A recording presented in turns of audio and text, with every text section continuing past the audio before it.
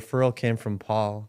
And the story I told Paul was, I'm in real estate. I invest in real estate, and then I'm a service provider to real estate owners, developers. And I come from the nightlife marketing industry where I've created a lot of spaces and filled them up. And when I really made the switch to going on the real estate side, because really real estate is part of every industry, but you don't think about it that way. I looked up everything I could find online to hear kind of stories of how deals were done and just to try to immerse myself. And I didn't find a lot of things. Even in terms of books, I read the Zeckendorf book, I read the Sam Zell book. You can count them on one hand of books that aren't trying to teach you how to sell a building, buy a building, but actually just hear the stories to kind of inspire yourself. And what I did realize was the stories that I did hear from folks like you or mentors like Bill Tresham, for example, it's the same techniques or it's the same methodology now that was applied 20, 30, 40 years ago. So that's how I kind of started this thing where I was like, if some folks have time, I'd love to kind of pick their brain and hear how they got started. Because to me, that's the most inspiring part is, the first deal and how you rose up. So I'm really happy that you took some time to come and chat. And obviously, growing up in Montreal, going to McGill, I just got right back into the Cartier because to me, it's like it's the same design as Place Ville Marie. It's just so iconic. But if I were to zoom out, would you mind kind of telling me the story of how you started, like your first deal? Or I think I understand it instinctively since I was a tenant, and then I sat on the other side with the landlord reconfiguring his plaza or his center. So I understand it really well, but I don't currently invest in retail. I find it interesting just because it's more based on relationships, but also kind of like marketing the center. And to me, it's like a self-fulfilling prophecy where if to get the traffic up at your center, a retailer is going to be interested in signing. If he signs, you now know you've secured more traffic. So it's kind of like throwing a party. So, yeah, I find it a hard space to understand, right? Like 10 years ago, retail was dead, right? Or the rumor, everyone sort of talked about retail dying because of online shopping. Now, there's this whole sort of refocus, what seems to be a refocus on luxury retail, right? You have Royal Mount in Montreal. You look at places like Yorkdale. In a million years, I would have never imagined that Yorkdale would have such a high luxury mix. Right? Have you been in Yorkdale in the last little while? Right? Like it's all watches and super luxury, boutiques. Right? And the bigger retailers all seem to struggle. the big box retailers? Well, they just put in Simons, but before that, it was what do you call them from one of the Bay. No, the Bay struggled, but who was there before? One of the other sort of upscale, larger fashion retailer, like Saks. I don't think it was Saks. No, it was who pulled out of Canada. You know what I mean? Nordstrom. Nordstrom, right? Yeah, right. So those things used to be anchors that lasted forever, and now I'm shocked when you walk into places with $10,000 purses and a $4,000 pair of shoes. That seems to be what's succeeding in retail. yeah. But I don't know. It's also like an experience where your activity is going to the mall. Yeah. And I think as a Montrealer living in Montreal, I'm surprisingly more and more convinced that Royal Mount is going to succeed. Whereas my initial instinct was there's not enough money. I don't see it happening. Mm-hmm. But I think over time, people get used to it, and then it becomes a thing to do, to go out and, experience it. It's not what I prefer Right. doing, but there are folks. Is there a difference? Like, by experience it, do you mean like go out and spend money? Not necessarily every time, Right. but I think having that as a reference point Yep. of that's where I will spend money when I do go. Yep. I think that is important long term. And also, I think for a retailer, marketing wise, they kind of need to be next to their competitors to kind of stay top of mind. I'm not sure that, the $10,000 watch guys, they don't need you to buy every week or every year. Right. They just need to be there when you are going to buy. Right. So, but yeah, it's definitely interesting. I don't think online shopping is going to take away the utilitarian part of retail. Like you need a grocery store, you need a pharmacy, you need all those things. And I think more and more it's becoming like experience driven. Yeah. I don't see it. Like, I hope it works. I don't enjoy it. Yeah. To me, to walk into a Yorkdale or a Royal Mount is it's an appeal to someone completely different to me. If I wanted to sort of buy something special, I go to New York or something like that, where it's a different experience, right? Like where there are things that you see in stores or smaller boutiques that survive, like because there's enough traffic, where you get something unique. Yeah. Right? I just find a lot of that stuff it's mainstream but expensive. Yeah. Right? It's someone else's New York. Right. Yeah. Again, and to me, the whole sort of experience isn't there. Right? Yeah. Walking and then seeing something unique and seeing a designer that's sort of on in a cool area. It's a different environment to sort of make you feel like, well, okay, now I should treat myself to something. Yeah. But I just I don't go to Yorkdale. Yeah. Right? But I see there's lots of people who do. And there's lots of people who seem to have, their dad's credit cards or 2 or 3 different credit cards, and they're splitting the bills so that it all doesn't show up on one bill, and people are having a good time. But very different buyer than I used to think was a luxury buyer. Yeah. I think it's also aspirational. They want to be in the face of as many people as possible, Right. so that they grow up seeing it, and one day they acquire that. And it has way more meaning because they've been in front of it for so many years. There certainly are consumers out there with lots of money, right? Like, Yeah. it's just a different demographic than 20 years ago. And the shopping center you said that you got out of, which was your last one, Montreal. Yeah. That's the one that you got We're expropriated. expropriated. Yeah. Which gave you the Cartier. Yeah. Yeah. I mean, not directly linked, but yeah, just excellent timing, right? Like looking back, And how does that work when they expropriate? Is it like you evaluate the building and then they make you an offer, or? Well, first of all, at Cartier, it started as a partial expropriation, and then the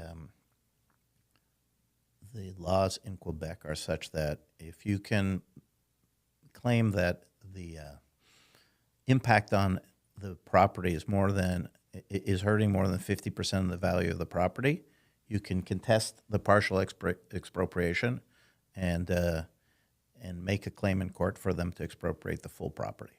Okay. And the way that the Blue Line expansion was going, they wanted to take the bay and some other parts of the shopping center, but in terms of impact on parking through the thing and not having access to get to the center while they were working on P9 and Jean Talon, it just made it impossible to access the shopping center. Okay. So our lawyers were able to sort of make the case that this had a significant impact on the viability of it.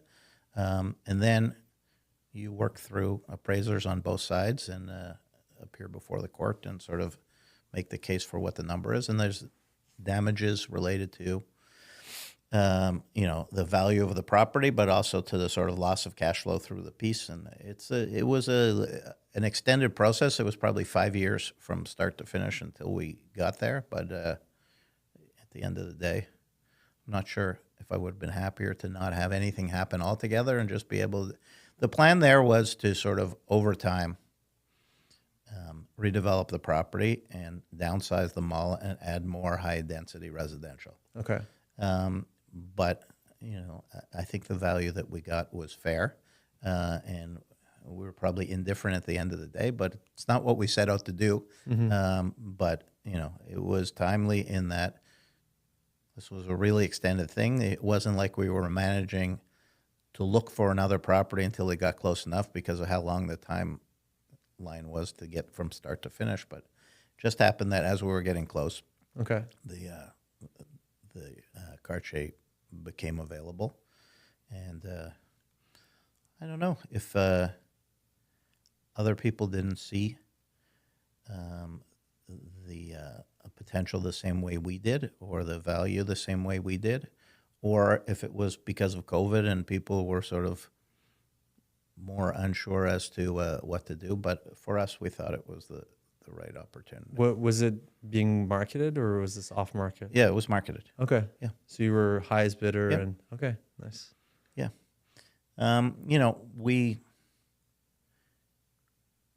We're one of the players I think that's more comfortable with paying higher prices for high quality properties.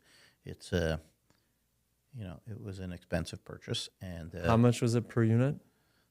I think we were around $105 million for 185 apartments. But there's a commercial component, there's retail on the ground floor, and there's a commercial parking operation. So it's not an exact sort of price per unit like you'd look at a strict apartment building. But still, it's expensive. Over $500,000 an apartment. Yeah.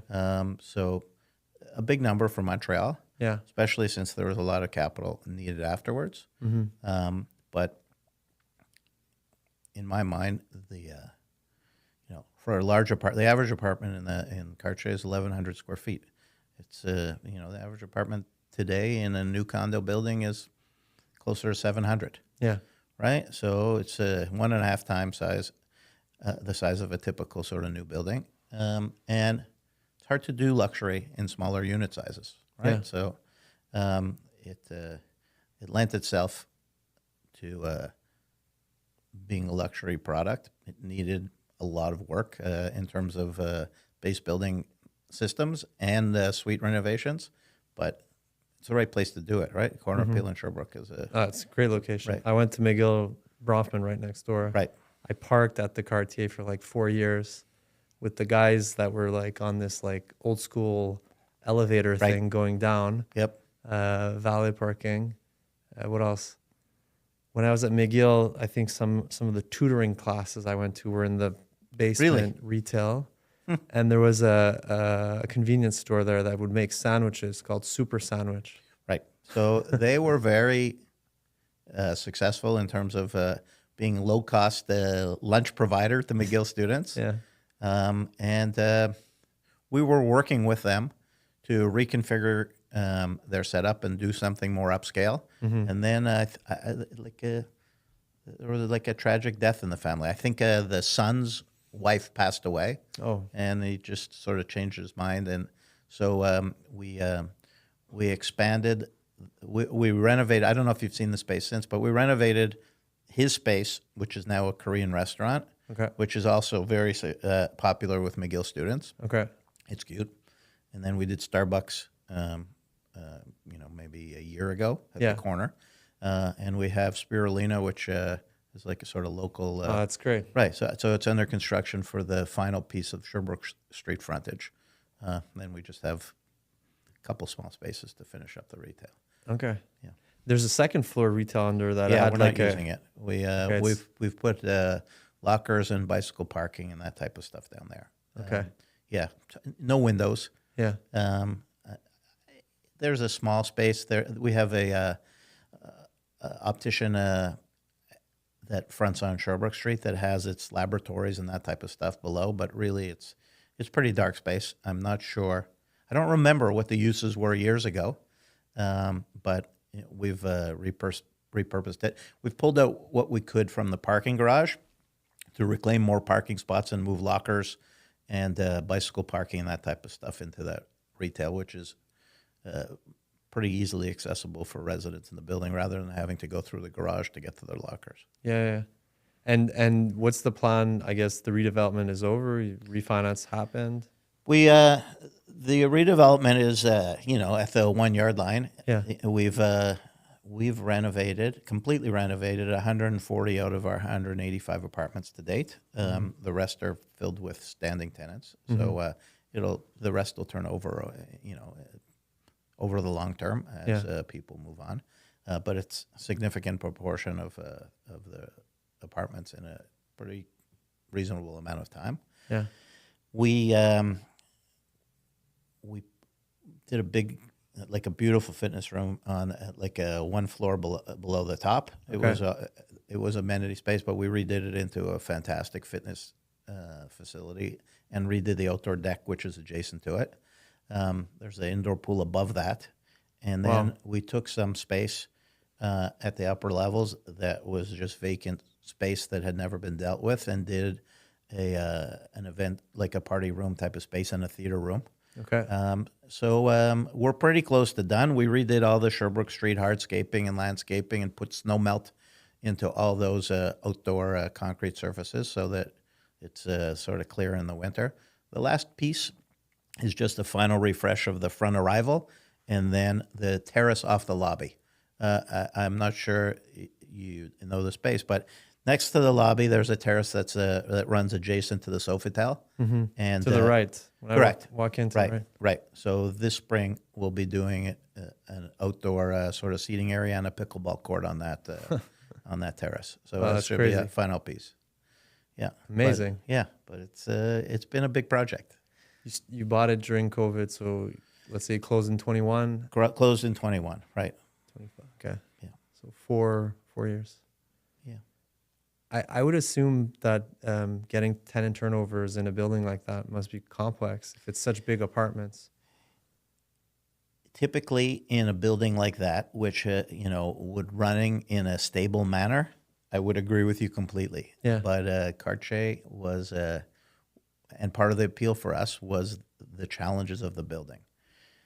The second generation of the Lapine family had managed it, but with a different philosophy. They try to maximize cash flow and keep their budgets down in terms of capital improvements. Okay. So they were doing a lot of sort of short-term repairs and trying to keep the building full. But when you have a building that has large apartments and is that close to McGill and is in poor condition, you end up doing a lot of leases to students, right? Which You turn take over easily. right, and then add COVID to that, where a lot of people sort of chose in 21 to do their schooling remotely rather than from an apartment. And, I'm sure people stayed home at their parents or in different cities outside of Montreal and just did classes online.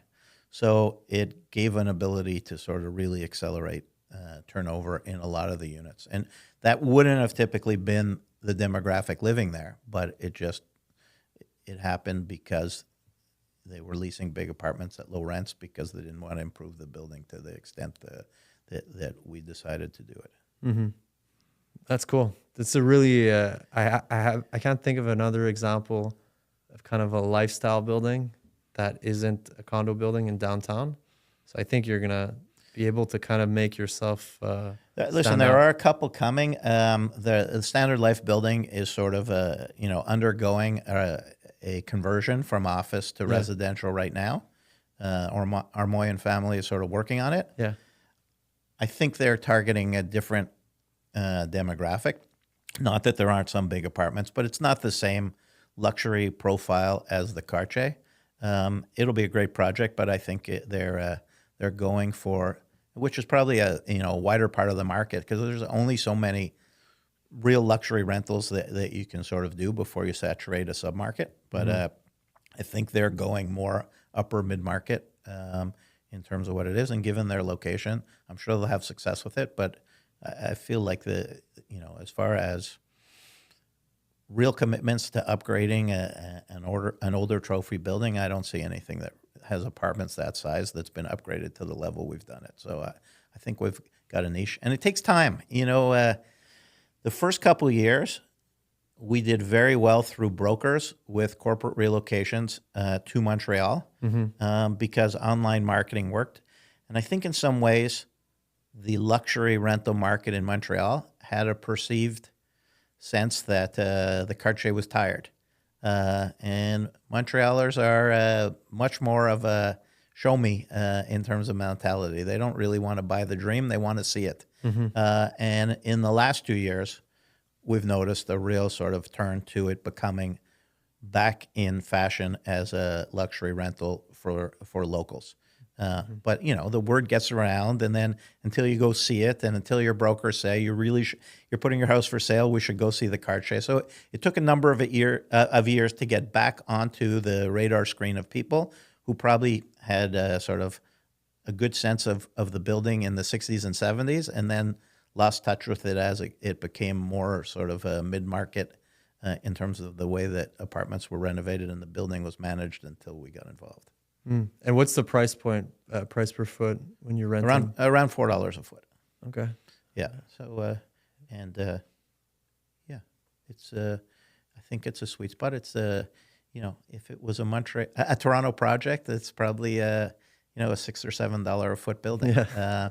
But Montreal offers great value still, I think, and I'm really impressed with the depth of market in terms of executives relocating to Montreal, people selling their homes and sort of wondering if a condo is the right solution. If you have, other investments, or at least other investments in housing, if you have a place in the Eastern Townships or the Laurentians, and you've got a place for the winter, I'm not sure everybody feels that they need to own 3 pieces of real estate. Yeah. And that seems to be the sweet spot for a lot of local Montrealers who say, if there's an alternative that's as nice as a condo. Yeah. It's like their apartment during the week when they have meetings, Right. go to work. The other thing is there aren't that many condo buildings that play to that demographic, right? Like there are a handful of high-end condo buildings. And then a lot of the condos that are built over the last decade have upper floors with larger units, but then many floors of smaller units. Yeah. And I think if you're looking for something larger, some people are drawn to being on the 50th floor of a new tower and having views and whatever, but others sort of have lived through it and said that the amount of traffic and the amount of people in the amenities and Airbnb and all these type of things that are prevalent in bigger towers are less luxurious than being in a smaller building with full services where it's a more homogeneous mix of apartment sizes. So we just started talking. So the referral came from Paul, and the story I told Paul was, I'm in real estate. I invest in real estate, and then I'm a service provider to real estate owners, developers. And I come from the nightlife marketing industry where I've created a lot of spaces and filled them up. And when I really made the switch to going on the real estate side, because really real estate is part of every industry, but you don't think about it that way. I looked up everything I could find online to hear kind of stories of how deals were done and just to try to immerse myself. And I didn't find a lot of things. Even in terms of books, I read the Zeckendorf book, I read the Sam Zell book. You can count them on one hand of books that aren't trying to teach you how to sell a building, buy a building, but actually just hear the stories to kind of inspire yourself. And what I did realize was the stories that I did hear from folks like you or mentors like Bill Tresham, for example, it's the same techniques or it's the same methodology now that was applied 20, 30, 40 years ago. So that's how I kind of started this thing where I was like, if some folks have time, I'd love to kind of pick their brain and hear how they got started. Because to me, that's the most inspiring part is, the first deal and how you rose up. So I'm really happy that you took some time to come and chat. And obviously, growing up in Montreal, going to McGill, I just got right back into the Cartier because to me, it's the same design as Place Ville Marie. It's just so iconic. But if I were to zoom out would you mind kind of telling me the story of how you started, like your first deal or? Sure.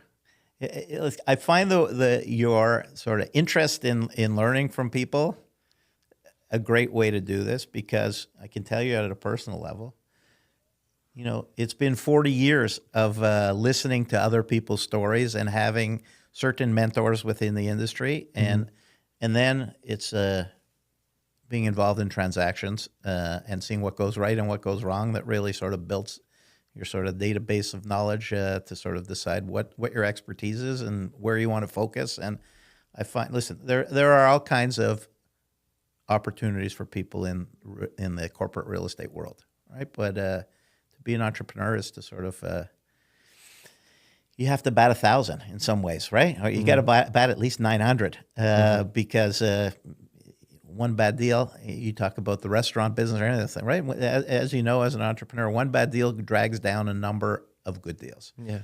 So you really sort of want to avoid something going the wrong way. For me, I was always interested in real estate. I don't know why. I just, in some ways, maybe it's that whole Duddy Kravitz, young Montreal entrepreneurial spirit. My father was a notary in Montreal, and always was clear. Be the client, don't be the professional. Yeah. I think that's always grass is always greener on the other side, but being involved on the legal side in real estate transactions, he had seen lots of deals and befriended a lot of successful clients, and just saw that, it was one of those businesses that interesting people and in some cases, creative people were drawn to. And I always sort of liked that. And I had a grandfather on my mother's side who was a fruit and vegetable distributor at the fruit terminal, Jean Talon. And he always sort of felt that the place to invest your profits was in real estate. So the discussion of these things was always at the dinner table. Okay. I bought a small apartment building with a couple friends when I was 18 years old on Puniff Boulevard. 8 apartments, completely vacant. You and how many buddies? 2 friends. Okay. And it was a disaster. I think 6 or 7 women had invested together in this property with the dream of owning a small rental property. And when we stepped in, it was vacant. And The whole thing?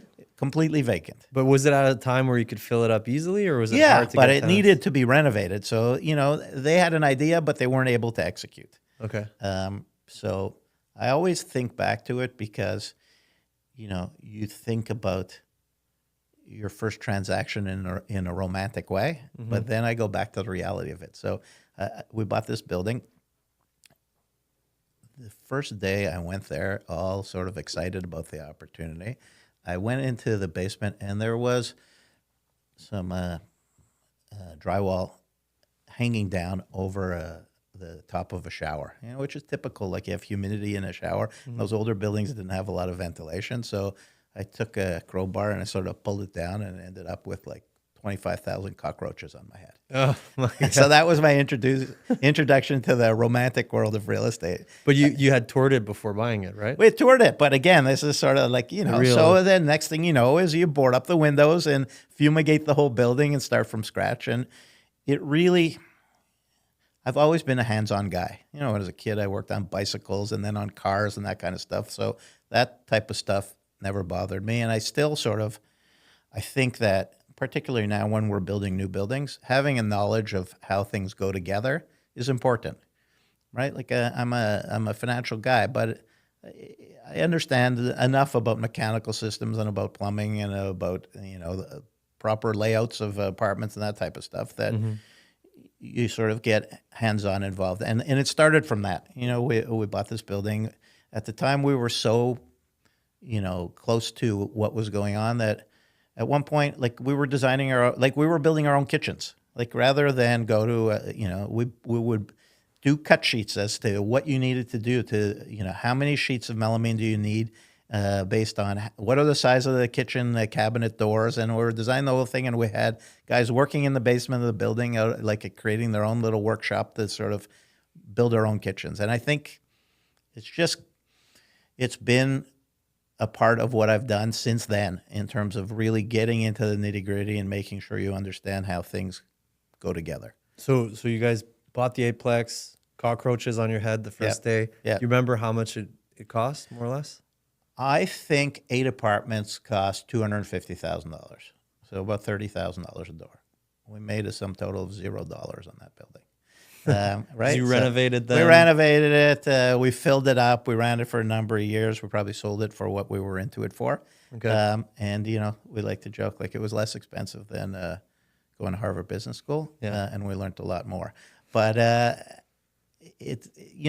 think that everyone sort of sees, the successes and that kind of stuff, but you learn more from the stuff that goes sideways than from, sometimes you have a successful deal and you're not even sure why it was successful. Sometimes it's timing. I think understanding what can go wrong sort of impacted my career right from the start. I like to joke. I graduated with an MBA from McGill in 1989. Okay. I like to say that like my graduation day was like the mark of like the downturn. It was the official day of the downturn of the real estate market, right? So you had all these expectations that you were going to be a development guy.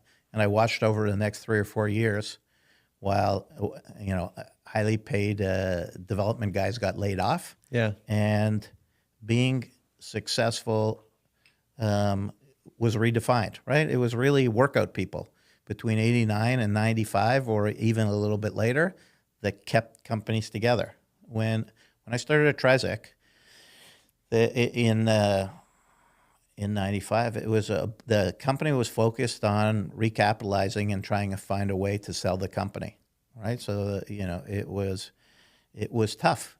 And I spent a lot of time, Block 43, which is on Blurry, where I think the National Library is now, was an older, typical multi-story Montreal manufacturing type of building. And it was just the start of, smaller tech startups coming into the market. And we renovated that building with materials being ripped out of Place Ville-Marie when you were redoing space for new law firms, right? And then we took vacant land and worked our way through the city to get an at-grade parking permit for it and those type of things. And I think, I don't remember the numbers exactly, but, in that time from non-performing assets, we took stuff from losing a few $1 million a year to making a few $1 million a year, which made a big difference in terms of being able to package the company for people like Peter Monk to look at it and say, okay, I could step into this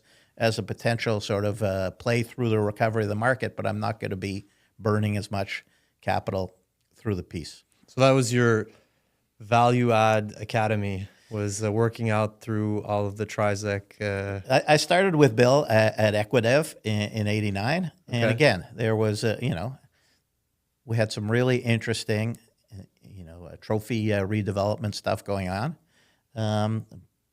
But it slowed down, right? We were working at the time on the Ritz-Carlton Hotel redevelopment, and we were this close to sort of doing deals on the west side of the building with Bombardier and BCE, building 2 floors over the top of the hotel and coming up where they actually added the new condo portion. So that would have been office? That would have been office. And then, BCE backed away and decided to go into 1,000 Lagauchetiere to backfill vacancy in their own building. And everyone sort of got much more cautious.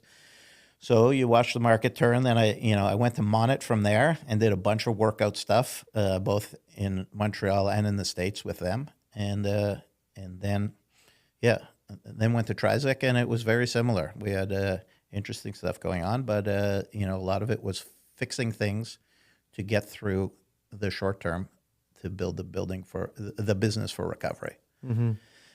And then this is where it all ties together for me. You went through that stuff and you got to know people pretty well. So a lot of the people that I knew early on were from Trizec. Paul Kennedy, Paul Finkbeiner were both there. and they left to GWL. And I think, there were 5 or 6 of us that came across from who had been at Trizec to GWL, and we sort of knew each other and sort of felt a sort of an appreciation for people's approaches to stuff. And I came to Toronto. I thought about it twice. I had conversation with Paul. I wasn't sure I was ready to leave Montreal. And then How old were you at the time? early 30s. Okay. And then Paul called and said, the timing is right. There's stuff starting. There's institutions starting to come back into the market, and I think you should think about it. And I came to Toronto in '97. It was just one of those things, like timing, the sort of the tight knitted sort of team that we had as a new team in there, and the timing. Just looking back, were impeccable, right? Like when I got to Great West in '97, we had $850 million of assets under management, and the old guard was far more conservative insurance company type of real estate people, and they sort of felt good that over the last decade they had grown from 400 million to 850 million, and Paul Kennedy, I remember it clearly, put on the wall $2 billion by 2000. And people looked at us like, who are these new guys here? They're crazy. They're too aggressive and whatever. But if you look back, I mean, it was the buying opportunity of our lifetimes, right? Like it was one of those rare times when institutions wanted out of real estate. And values were really depressed from the real estate downturn, and all kinds of things were happening, both in residential and in office. And we, I was there from '97 to 2003. You're saying those valuations were crazy, like they were kind of dumping their stock. What can you have an example of, like, in today's world, if you're saying like a apartment building is a 4 cap and they're selling it for a 6. Right. That's incredible. Right. Well, a few stories. So first of all, when I was at Trizec, I came to Toronto with Paul Kennedy, and we saw 10 King West. It's now sort of tied into the whole Commerce Court campus, but I don't know. The building today is worth $400 or $500 a foot. You could have bought it easily at $30 a foot. Okay. And we knew that. Paul Kennedy said to me, this thing's going to be worth $300 a foot in 10 years. We just don't have any money to buy it. It was just one of those times when just wasn't capital available. And then 3 years later, there was a shift, and people said it's time to start looking at real estate again.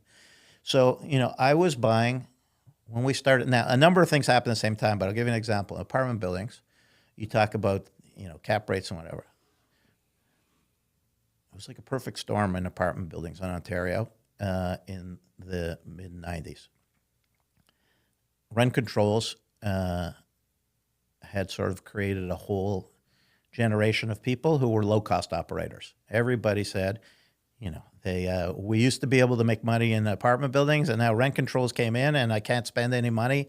And everybody sort of used to run on a shoestring budget and keep buildings, at a much lower level than what people really wanted to live in, but there was no other way to make a business case out of it.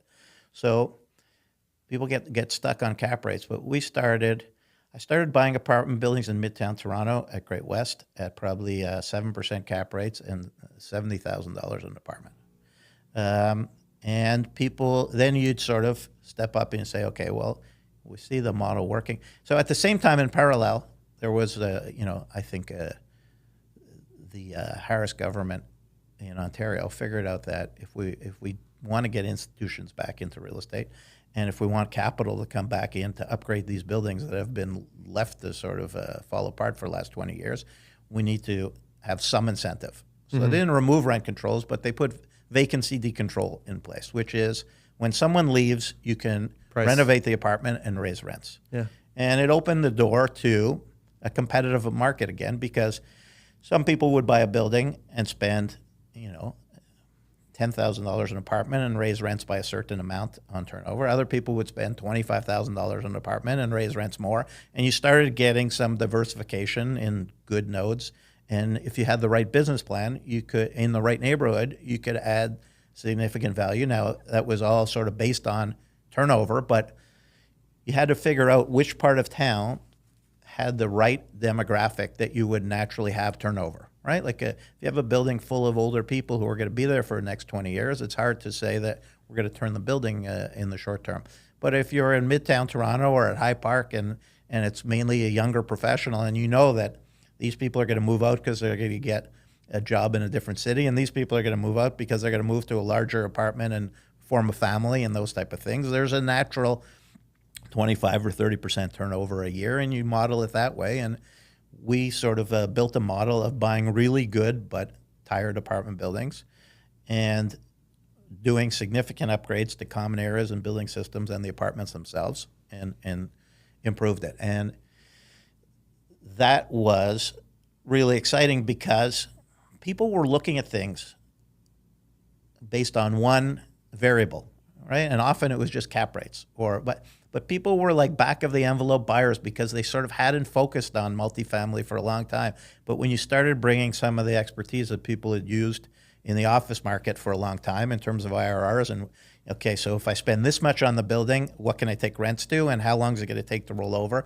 And if I spend something more or something less, and how do I understand the demographic that's there now and the demographic that I'm looking to attract? So it brought a whole level of sophistication that now is commonplace in multifamily market, but wasn't there, and allowed some real opportunities. So we ended up going from, very little to 14,000 apartments in the time I was there.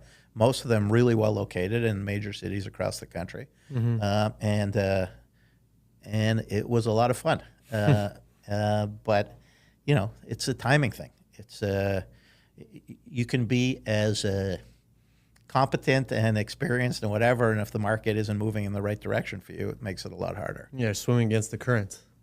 Right. So, I look at the market. So that stuff, it's been an interesting 30 years to follow the evolution of that market, because the increase of rents in existing buildings is what sort of slowly gets you to the point where you can justify new construction. And if you don't have enough supply, you need new construction. So you see, the benefits of how lessening rent controls led to institutional interest in the sector, led to upgrading buildings, led to people getting used to the rents it takes to run a good building, which eventually gets you to the point where you can justify new construction.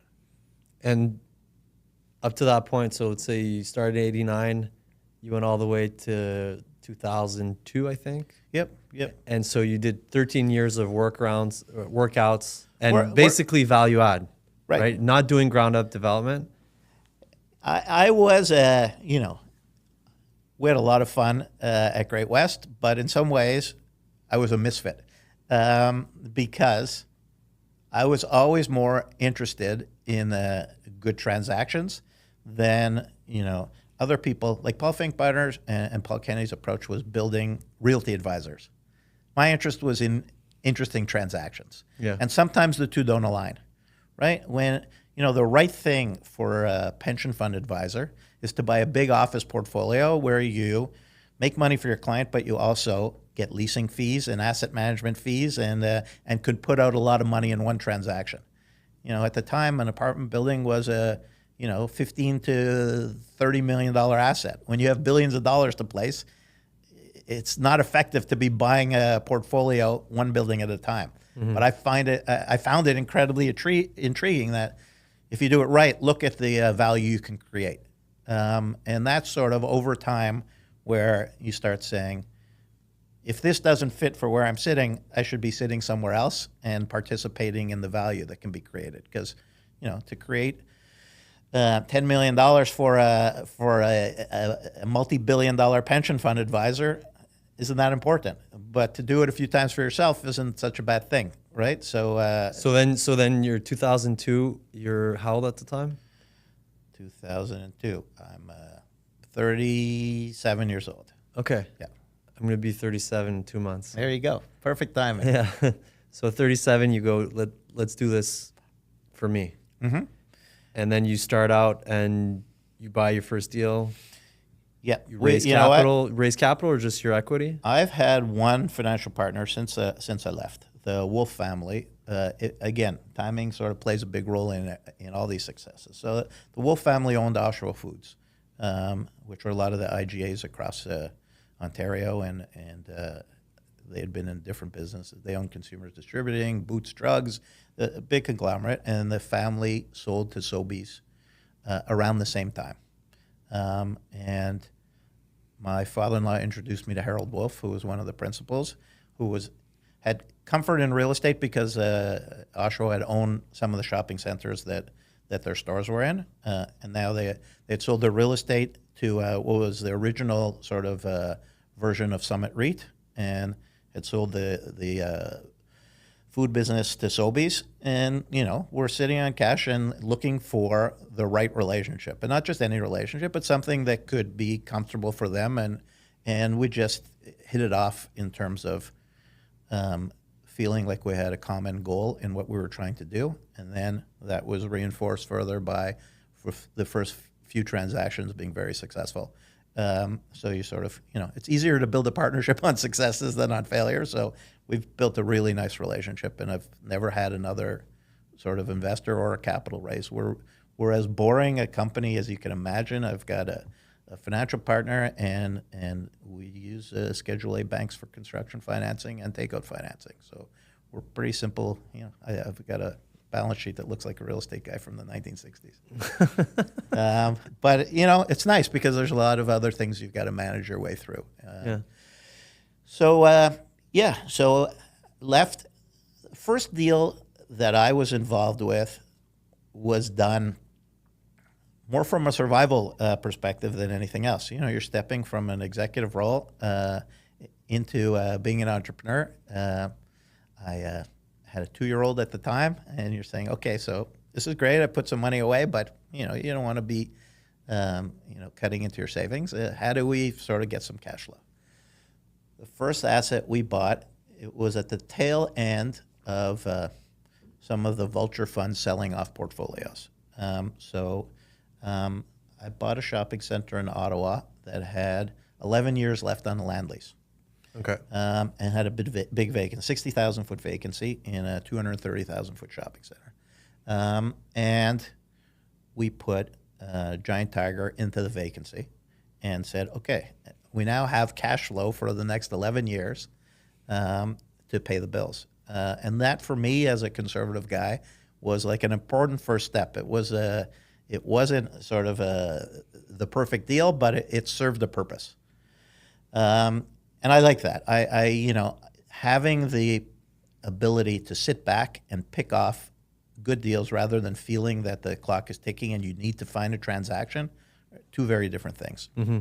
So that sort of really, I found, sort of gave me the sense of comfort that we could do it. So shopping center with a land lease, 11 years left, that probably doesn't sell for a lot, right? Correct. It's basically right. So it's like a rental arbitrage almost. Right. It's like, okay, you borrow some money and you say, okay, I've got hundreds of $1,000s of free cash flow. Yeah. This is paying the bill for the next 11 years. Okay. So you put in Giant Tiger, mm-hmm. and that, I guess, pays the back office, your expenses, and then you go on to apartment building?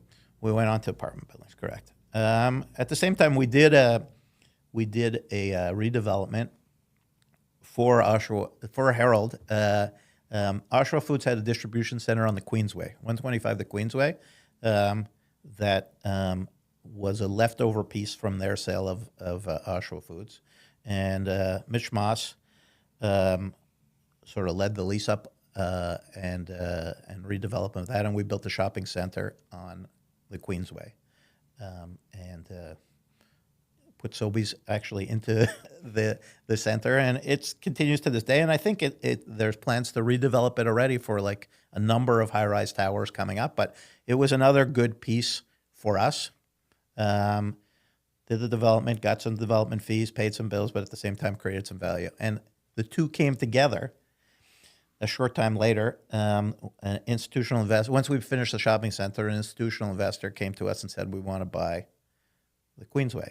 And we weren't really interested. It was a sort of stable long-term asset at that point. And then it sort of hit us that let's see if we can get someone to pay for Shopper City East in Ottawa. At that point, there were probably 6 or 7 years left on the land lease.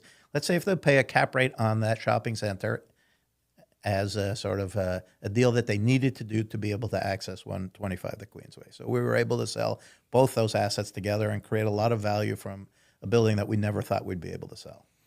So you packaged them together, and that's how you got the... That's how you got liquidity for something with 7 years left on the land lease. Did you ever find yourself not aligned? Like, let's say you had a financial partner that wanted to place his equity and have kind of a long-term perspective on growth, and you were 37, trying to make things happen. I feel like if I'm in your shoes, I would want the equity back and go into the next project. No, because at the same time, we fell into a couple other transactions that sort of, there was enough deal flow at the time to be able to sort of satisfy both those agendas. Okay. Then most of our focus from then on was in residential. Although we ended up buying a Boulevard Shopping Center in Montreal somewhere along the way during that whole process. We've always been opportunistic when you're sort of a deal that really stands out. But, we bought an apartment building at Yonge and Eglinton that we still own, and have done, we've been there since probably 2004, 185 apartments, did a big renovation, and it was a through block property. The apartment building fronted on one street, and there was one story of below grade parking that went all the way to the street behind. So we severed the land for that parking lot and built a condo on the site of that was west of the apartment building. So in a short period of time, we were able to both renovate the apartment building and create a bunch of value. And in 2008 or 9, start selling condos on a project that finished in 2012. So we severed land, rolled in land at market value, then sold condos, and ended up building a condo building and having a free apartment building. Okay. Right? So it was like when you start doing interesting transactions like that create a lot of value, I think you start getting aligned because we knew, here's a chance for both. Mm-hmm. Some development profits, some development fees through the piece for the entrepreneurial partner, but end up owning a trophy asset in a great location that's become a legacy asset for both families. I'm curious. You said earlier my balance sheet's like a 1960s real estate company. So I'm assuming your partnership agreements and the way you structure is probably simple as well. Simple as could be, right? You have an equity partner and you have an active partner. I have an equity partner, active partner. A financial partner puts in the equity, and then at the end of the day, when equity's paid back, you're full partners. Okay. Right? So it's just a 50-50. Correct. So no waterfalls, no GPLP. Exactly. Just and I like that. Yeah. I just find everyone looks each other in the eye, and like you're aligned in terms of what your goals are. It only works if you pick transactions with above average returns, because it could take 25 years to repay equity if the deal doesn't make sense. Yeah. But what do you when you hear, let's say, modern partnerships that could exist where it's more or less, obviously it varies, but more or less a 20% commission or equity participation to the active partner versus the equity partner? Everybody has their own business plan. Yeah. Right? You really have to sort of figure out what works for you, and also based on where you are in the market, right? Like to do what I did 20 years ago today, the deals are thinner, right? That said, I'm sure there are lots of people in the last 15 years who have been in the condo development business who have had sort of interesting models and created a ton of value. It really depends on where you are in the cycle and what asset class you're in and where you're building. And, you know, some people see it differently. Some people want to build a big platform Yeah. and generate a lot of fees Yeah. and hope that at the back end they'll get something. But if they didn't, they have a business that, you know, has created a lot of cash flow and you know, provides property management and development management services. And, you know, I can't criticize anybody else's business plan. My sense always was that I want to build something for my children and grandchildren where there's created asset value. And I want to be on a more stable platform. I'd rather do, you know, 10 really good deals than 50 deals where, you know, I'm not a gambler, and I started with the right timing that you could, if you were picky, sort of pick off the right opportunities. And for cash flow while you were doing this, I guess you were charging development fees to the project. Charging development fees, and then doing some condo projects where you sold and made profits on those. You know, condos are fantastic in terms of creating cash, but they're highly taxable, right? You're selling inventory. So, you know, it's a very different business from being in apartment buildings. But you have to manage the two together to have an overall plan of what makes sense. And you have to have a partner who understands. And in my case, they did. Everyone was happy to make some money along the way doing some condo. But the real focus has always been, how do we own some assets that we're going to own as intergenerational assets? And again, it doesn't mean you own all of them forever, but on the good stuff, we've chosen to be long-term owners. But, you know, one of the transactions we're well known for is the conversion of the Benvenuto, where Scaramouche Restaurant is at Avenue and St. Clair. We bought that building as a trophy asset to sit on the front page of an annual report, right? Like really at the time, I never thought we'd be doing a condo conversion. It was going to be a great apartment building that you never sell. And then just, you know, we ended up buying the building and the planets aligned. It's very rare that you get the go-ahead to do a conversion in Ontario. The rules are strict.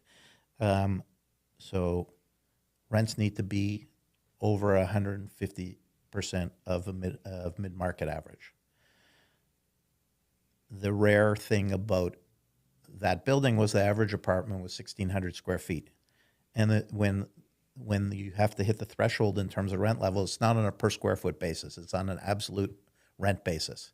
So if you had $2 a foot rents at 1,600 square feet, you were above the average. Where, you know, in a typical apartment building, a 600 square foot apartment, you would have never hit the same threshold. So that was a lucky thing.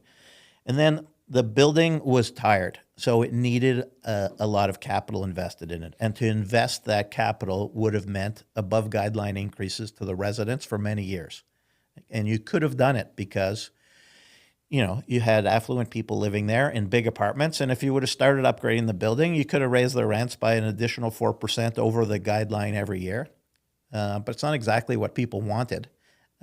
So you need 2/3 consent of residents to do a conversion. And we presented a business plan saying, you have lifetime tenure under rent control legislation, but we'll also not charge you back for any of the upgrades in the building if you consent to what we're doing. So a lot of people said, this is a win-win. The common areas are going to be upgraded. The building systems are going to be upgraded. Staffing is going to be upgraded. And I get to stay here in a big apartment in a great part of town at a reasonably low rent. And when it's time for me to go to a retirement home or whatever it is, then I'll give back the apartment. So it was sign this, but you don't need to vacate now. Vacate later, and then I'll convert. Vacate whenever you want. Okay, and I'll convert once you leave. I won't touch your apartment until you leave, and I will do only the apartments on turnover. Okay, so it's like the most patient turnover. Correct. So strategy. we started in 2006. We're in 2025. I've done 100 out of 119. Okay. Right, but during that period, values have tripled. Yeah. Right. So it's a win for everybody. The people who got in early have done exceptionally well. The building got renovated up front. We've been very hands-on in terms of how we manage it. We've been, the managers of the building as well as the declarant since day one, because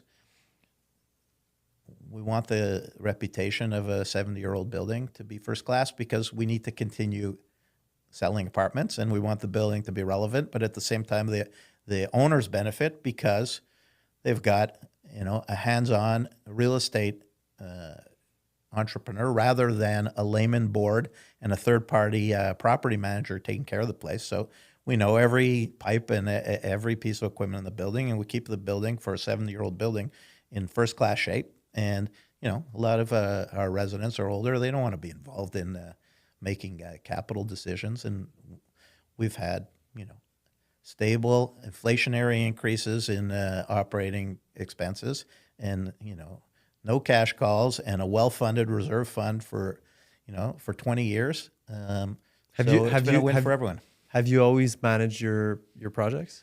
We don't manage condominium projects. Okay, but but rental we manage in-house. Yes, we're very focused on our focus is to create communities. I think that where other people sort of tried different approaches to how to manage an apartment building, our focus has always been do something where you attract great tenants and they don't leave. And sometimes turnover is a good thing, but I'd rather be patient on turnover and have the best demographic and people who are proud to live there. I like the feeling of walking through a building where people say hi. COVID was an incredibly telling time for if a building had done the right things. We have a building at Yonge and Eglinton. The people were, as an aside, I've looked at every rent application for every tenant of ours since day one. Like I still do today, even with 1,000 apartments. People prepare it and look at, but my managers will bring it in and say, "I've got an application. Let's go through it." And you're doing a few at a time, but I just need to get a feel for who's living in our buildings. And you're looking for. Looking for stability. I'm looking for good credit. I'm looking for I'm looking for people who will be acting like owners rather than the short-term tenants. Okay. And I just see it. A good building to me is, we have a building in Yonge and Eglinton. On a summer's day, when people are at the pool and someone brings the meat and someone else brings dessert and someone else brings the drinks from 3 different apartments to sit down in the barbecue area, you feel like this is a community, right?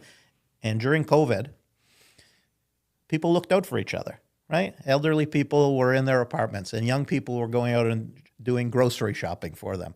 And I wrote to people regularly, to everything to tell them from what our protocols were, to tell them what I was watching on Netflix and thought was good. And it sort of built something special in terms of it. And to me, people who are proud to live somewhere take better care of the building, move less often, and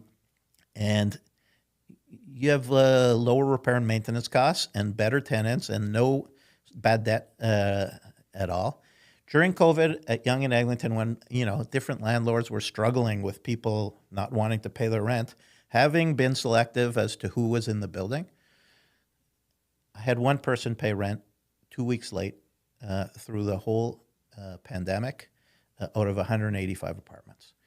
People pay their rent because they had good jobs and they were working from home. They weren't getting laid off during COVID. So you were giving your Netflix recommendations by email? Like you were emailing? I was actually writing letters. Physical letters? Well, like typing letters and and then having staff sort of slide them under doors and update on what we're doing. And then at some point we sent out, pizza gift certificates to residents to support local retailers, but and we know you've been locked in cooking every day, and here's something from and sort of those things to me are often overlooked, but they go a long way in terms of building relationships and a real community. What else do you think fosters, like concrete things that you think foster a community? Well, again, same building at Yonge and Eglinton. I've never done an above guideline increase. You know, I don't need to. You know, people move in. When you move in, you pay market rents. I shouldn't sort of, you know, be running a program where I take advantage of the fact that you're happy there, but, you know, we'll add another 4% to your rent, even when we're spending capital. We make our money on turnover, right? As the building goes from older residents to new residents paying market rents, it's worked for us. And other people would take advantage and be cute, but I'm sure it would trigger more turnover. And people know that, you know, my landlord never does an above guideline increase. I live here, and they've figured out a business plan not to, and it's just an unwritten sense of, you know, we're trying to do the right things. And again, if you were in financial distress, you might have to change your business plan. But if you bought something right and you sort of got a long-term plan, to me, you take the patient approach, and then, you know, the other things we do are like, when we do things, we try to do them right. I think people want to be proud of where they live, right? So if someone does lip service and says, I'm adding a co-working space, and they give you like a dark room in the basement, it's nothing. But if you sort of redevelop the lobby and create a wing, which is like a really cool co-working lounge, and then build, you know, more fitness facility than they thought they would ever get, and make a laundry room in an older apartment building feel like you're like in a Las Vegas lounge, people are like eye-open. And then listening, right? Like, I had a woman say to me a few years ago, you know, Mitch, it would be really great if we had an automatic door opener coming in from the garage, because often I have groceries in my hand, and rather than have to get my fob, if I could just, you know, have it in my pocket and like and wave my hand and the door open automatically, it would be a really nice thing. And I was like, you know, you think to yourself, and your first thing is, why are people always asking for something? And then you think about it and you say, you know what, it's actually a very good idea. It's too bad we didn't think about it ourselves. And you do those things, and they get recognized, and people sort of differentiate. And I think it flows through. We've brought a lot of ideas that you see.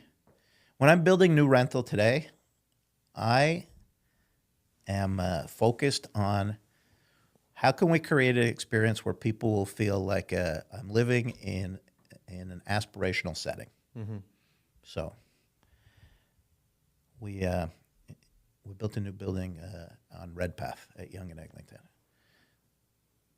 During construction, like we actively were bidding on art through like a New York modern art auctions to build a curated art collection on the ground floor. To me, it was like, this is different. It's not like just the decorator came and did the lobby. Like, you walk in, here's a Warhol, here's a this, here's a that, and you're proud of, and your parents come visit you, and you say, you know, there's an art collection on the ground floor of this building. You know, we built a 3,500-foot fitness facility with a life-size Iron Man sitting in a museum glass case in the gym. The pool is on the Iron Man, like the the Marvel character, okay, right? Nice, right? You know, the pool's on the roof, not on the fourth floor, looking at the building next door. You've got the city skyline in the background, and we build a bench across the whole back of the pool, because people don't swim, but they get in the pool on a hot day, and they sit there and they talk to their neighbors, and or read a book, and they're overlooking the city skyline. Like, all these little things. You know, one of the things that struck me years ago, I was in a hotel, and I don't know if you've noticed it, but, you know, most apartment buildings, you get into a shower, the controls in the shower head are on the same side. So as soon as you turn on the water, you get cold water on your head. I was in a hotel, and had a sliding glass door, and the controls were on one side, and a shower head was on the other. Yeah, I was like, that's nice. I haven't seen this, but, you know, and You're seeing it more and more now. correct. But, you know, because when you see it, Yeah. you're like, how can I ever go back? Yeah. Right? So when you're touring in our opinion, when you're touring an apartment building and someone shows you that, you say, this ticks a box that I didn't even think I was going to have on the list. But when I go everywhere else, I'm going to ask them, how come your controls are on the same side as the shower head? Because other people are doing it the other way, and it's actually better. So we try to do those things and create buildings that I think we all know, especially growing up in Montreal, right? Like, every city or every big city has 5 or 6 apartment buildings that are like known as good places to live, right? When I moved to Toronto, if you were a young executive coming to Toronto, everyone said, you got to go see the Manulife Center. That's the place you're supposed to live, right? And there's not like there are hundreds of buildings, but there's only a handful that really people recognize as being designed in a really smart way. A lot of the other stuff is production, right? So we try to sort of bring those features into the things we do so that people who are sort of discerning will recognize that we're trying to sort of do something that makes sense for the long term. That's really interesting. Earlier you said that you were really lucky with your timing coming to Toronto, and you said, you can work as much as you can, but if you're going against the market, it's difficult. So my question is, now, where do you feel that the market's going downstream, and where is the opportunity? There are always opportunities. Obviously, right? It's funny you mentioned Sam Zell earlier, and I'm a big fan of the late Sam Zell. And in 1989, he was on the cover of Fortune magazine. It was like the worst time in the commercial real estate markets. And they asked him, Mr. Zell, the markets are a disaster. What are you doing about the markets, and how do you outthink the markets? And his quote, which I'll never forget, was, well, "Luckily for me, I don't buy markets; I buy buildings." And I think understanding your market and seeing opportunities within. There's always an opportunity, right? Dominic Papadilla bought the Hornstein apartment buildings today on McDonald in Montreal. People have been chasing that stuff for 50 years. I went in there 30 years ago. Mitch Mouse went in to meet Sam Hornstein, threw him out. Never selling, right? Then life goes on. And the next generation maybe feels differently. And, here's someone who buys 3 well-located apartment buildings, and he's going to spend the next 20 years repositioning them. And everyone's going to say, how did he do that deal? I thought that stuff would never sell. But here, Dominic has been close to that market for 30 years now, and working and property managing and owning buildings and building an empire slowly by understanding his markets. I think that's critical at any time. There's always going to be arbitrage opportunities within the market of, apartment buildings trade, or good apartment buildings trade sometimes for reasons that are outside of typical market factors, right? Patriarch is getting old and needs to do estate planning. Somebody dies. Families are having squabbles and need to do it. So, there's always some transactions available, but then you need to sort of understand where changes are coming, right? I think there are smart things happening all over town. So people are shifting gears right now from condo development to apartment building development. I don't think it's sort of, as clear cut as that. There are going to be sites that people think they can make sense of as rental that do make sense or don't make sense. Some people are going to do very well. Some people are going to do deals that don't do that well. And some people are going to underwrite these things and then decide it's not worth the risk. I should wait until the condo market comes back. Seeing the difference between those different options and picking the right place and the right size and all that stuff, I think is smart people. John Wiener said to me 30 years ago, when I was thinking about, what if I want to be an entrepreneur, it's risky, John. You go and you're you don't have anything and you're leaving a job and when you do something. And his comment still resonates. He said, a couple smart guys sitting in a room are going to figure it out.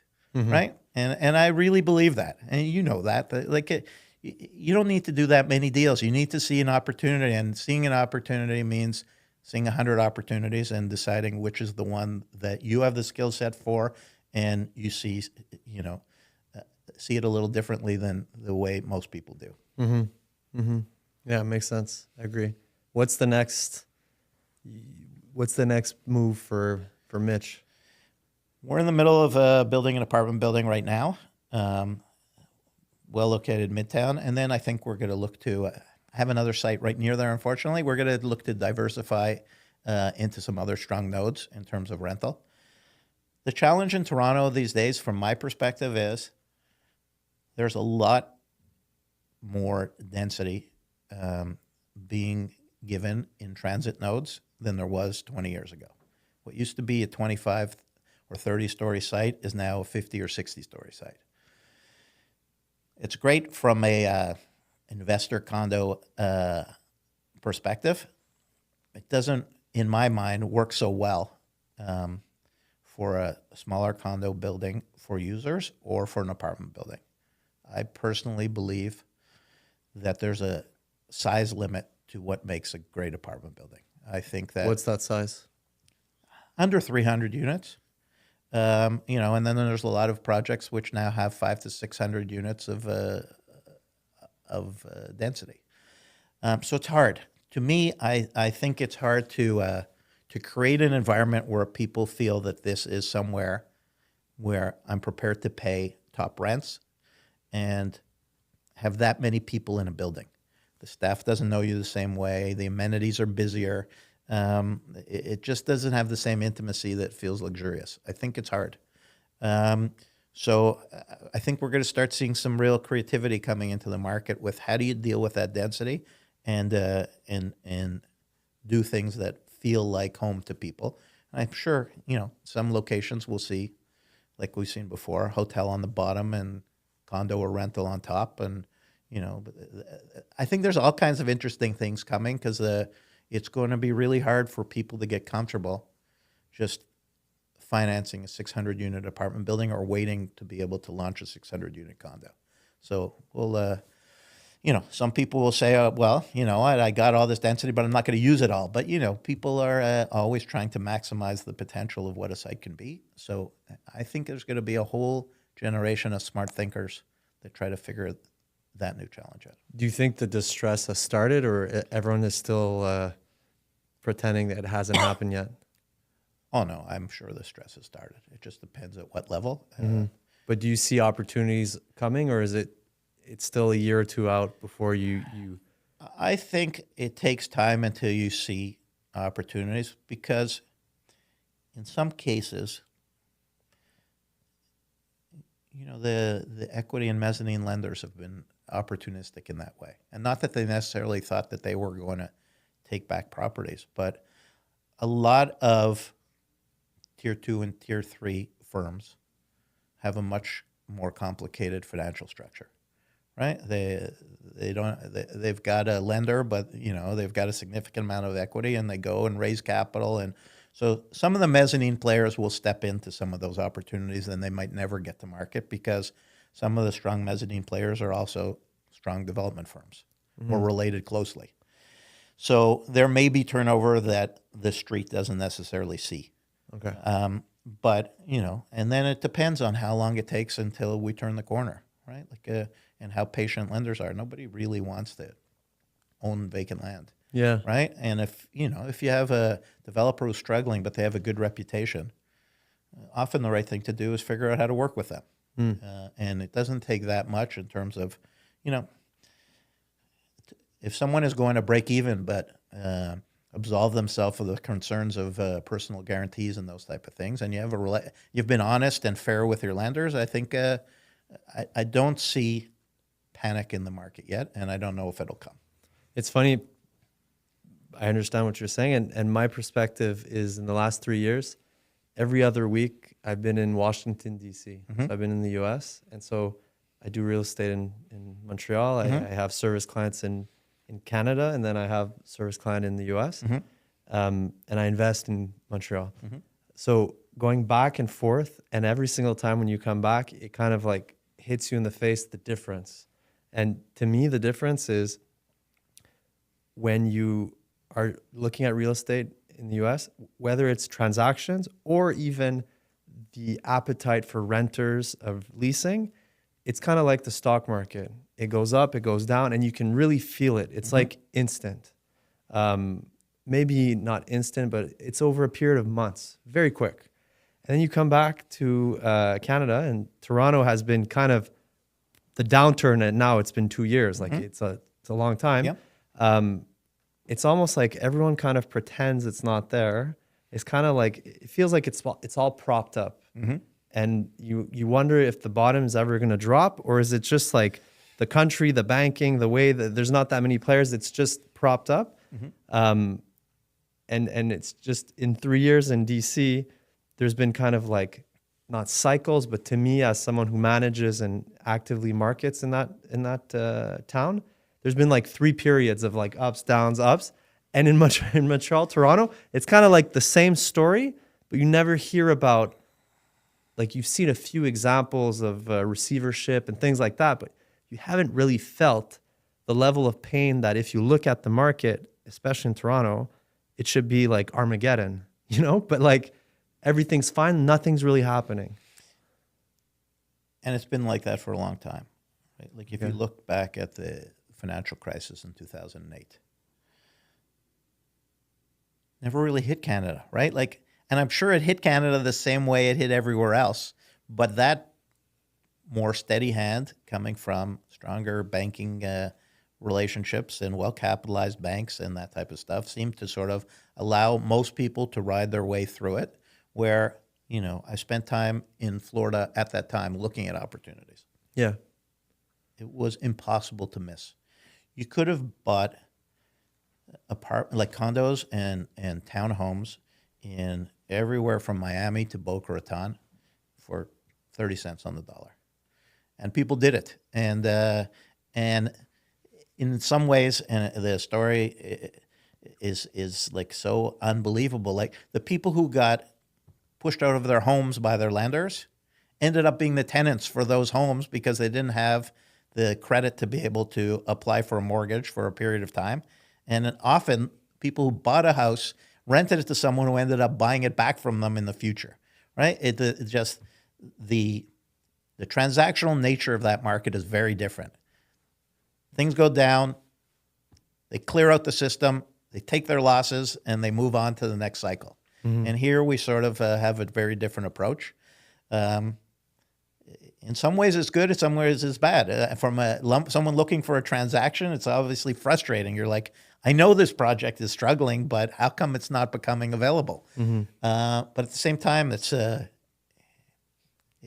nice way to sort of work with your main relationships, right? Like the banks have found a way to make money through tougher times, and they've shown patience with the right clients. And in an interesting way, I think the Schedule A banks in our country don't get into trouble. They have strong banking relationships. They rarely loan to someone they don't have a working relationship with. They're putting out the same money again and again with people that they trust. Where in the States, they're probably 20 times as many banks, right? And people come in from different markets, and it's transactional, and sometimes you win and sometimes you lose, and they do it the other way. They have workout people, and they take it back, and they clear it out, and then they sort of start the cycle over again. So it's hard to say. At some point, you could see the risk here in that buildings are undercapitalized during that waiting period. But I think history has shown that if you're patient, it comes back, and maybe that's the right way to handle it. Extend and pray. Pray and extend. Right. Extend And pray. especially if you've got a capable borrower who had a plan up front, but the market has changed on them. It's one thing if someone has been misleading, but if someone bought a piece of land to build a condo building and the condo market dropped out, it doesn't make them bad people. They were going about business, and you get carried away, and you buy a couple too many sites, and you say, it's going to be another 5 years until I can market it. And by the way, I thought I was going to make X, but I'm going to make 35% of X at the end of the day. I think that's fair. Yeah. Well, actually, the excuse was, if I make your advice readily available, maybe you'll agree to it because more than one person is benefiting. So that was kind of like the entry point. And then the other thing was really just probably there's some pretty cool stories, and we can't find anything. It's like the most, I guess, discreet industry or behind the times industry, like real estate in general, for tech or you can't find a lot of things. I find in the States, You go to a real estate forum in the States, everyone's sharing ideas. As a Okay. matter of fact, even if you look at like the NAA or the different apartment, like there's a couple different main apartment associations. Everyone shares market data in an open way, and they see it as a benefit. Because if you're in Chicago but you want to go buy an apartment building in Nashville, I'll tell you about Chicago, you tell me about Nashville, and we'll both have good information. Yeah. Right? And they seem much more open. You get into a breakout session, and people share their business plans because I'm already executing my business plan. You can hear about it. You're going to be able to tour the building in 6 months anyways, and it's very different. I find in Canada, you go to a real estate forum, you either get a public company pitch as to what they want you to hear to sort of promote their stock, or like they tell you nothing. Yeah. Right? Everyone thinks that they have the secret sauce of how they're doing it. Yeah. And I find, what are the secrets? Like, if I'm telling you something I'm doing now, I'm obviously trying to do it a notch better for next time. But, like, why can't we learn from each other? And it's very out of character for Canadian real estate people. They all think they've got some magic to what they're doing, and I don't think, I think we would get a lot further ahead. And where it bothers me most these days is that people are lobbying for changes to legislation that's more selfish than good for the market. Right? Like, here's my capital structure, so let me talk about what kind of tax breaks the government should give for that kind of capital structure rather than what's the right thing for the overall market. Mm-hmm. Like, I'm a huge believer in housing allowances. To me, like, why is the federal government dedicating $12 billion to building apartment buildings? Right? Like, who's going to do it? Is there anyone, like, within those roles who knows how to sort of deal with the construction and marketing and what an apartment should look like? Like, you look at Toronto public housing, it's a disaster, right? Why wouldn't you give the right development charges and the right opportunities for developers to build good buildings and say, okay, we've got 500,000 people who can afford $2,000 rents, and market rents are $3,000. So why don't we give all those people $1,000 a month coming from the government? And then they can pick and choose where they live. They can be in a nice building. They're not sort of singled out as in an affordable housing building. And to me, it's like the way to break the poverty cycle. That's exactly, in DC, it's exactly like that. A voucher tenant, there's all these different NPOs and organizations, but basically the tenant comes, tours the unit, says, I like the unit. Then his vouching officer comes on a separate visit, makes sure that it's value for their money and that it makes sense. And then the check comes in from the vouching officer. That makes a lot of sense because then it's just the free market. Whoever is doing a good job gets it, and whoever isn't, like, doesn't. Right. I agree. If the government or a new entity is building homes, it just seems historically like, my girlfriend's a doctor. So I've spent a few times going to hospitals, which are government run. And if you saw how inefficient it's run, you kind of like go, how bad are they going to be at building a building? Right. Right. And then there's a whole sort of soft side to it, right? I'm a firm believer that if you come from a harder background and you end up with a voucher type system, you're surrounded by people with more experience in how to sort of succeed in the system. Yeah. And right, you're a guy coming from a poorer part of town, and you want to go for dinner with a girl 3 floors above you who's like from a more successful family. Well, you figure out that if I do well in school, maybe she'll like me. Yeah. Right. Yeah. I mean, and that works, and you say, okay, I figured it out. Hard work means success. Right. Yeah. I just think there's lots of that stuff that is hard to get if you put people into affordable settings. and they never really get to see what they're aspiring to be. Mm-hmm. Yeah, I agree. The mix helps. Earlier, you said the goal was to have some trophy assets and leave a legacy for your kids and grandkids. Have your kids been interested in the business? It's so hard to say, right? Like I have 3 kids between 19 and 24. Okay. So, they're just approaching their professional careers. Okay. You want your kids to do what they're passionate about. I couldn't have done what I do if I didn't like coming to work. Even when I'm miserable, I like coming to work, right? And the two happen at the same time. I come home, how was your day? Crazy.